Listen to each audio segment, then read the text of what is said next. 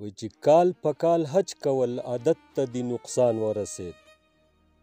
ټول کاروبار او تجارت ته د نقصان ورسید حاجي صاحب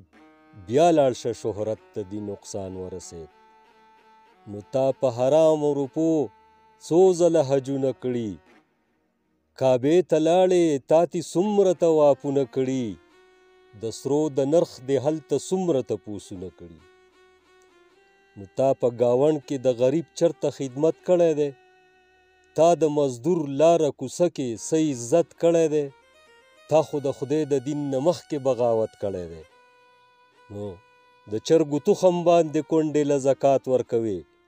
مخ ملازه باندې چې خلکو له خیرات ورکوي چې تول کوي غریب له کم مالدار له زیات ورکوي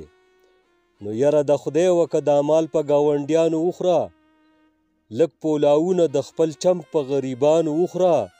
بې د غرضه یې په کونډو یتیمانو وخوره نو ستا به خیرات وشي یو حج ته ضرورت نشته دی ښه پې پوهیږي خو د ورکړې د عادت نشته دی او مسلمانۍ کې د پوټۍ قدر و قیمت نشته دی نو څو کاله پس به ستا په کور کې اجنبیان اوسیږي څو کاله پس به ستا په کور کې اجنبیان اوسیږي چې نوسي ختم شي نو بیا پکې کودیان اوسیږي یا به نیکان یا به د ټسو ګمراهان اوسیږي نو په مونځ ودرېږي او فکرونه د نوټونو کوي دکان کې ناستې او سوچونه د نرخونو کوي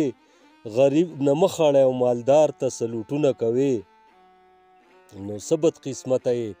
د مال څه محبت ساتي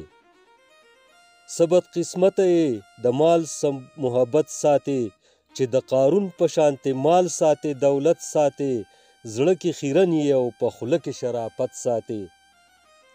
نو دا کوششونه به د یو ځای کې په کار رانشي دا دولتونه به د یو ځای کې په کار رانشي او دا ټول حجونه به د یو ځای کې په کار رانشي نو مهتاب وایي هسې خرچه مه کوه کعبې له مه ځه د ریا ډکې د غرض دغه سجدې له مه ځه چې دا کارونه کوې برناقه توبې له مه ځه چې دا کارونه کوې برناقه توبې له مه ځه ډېره مننه ډېره مهرباني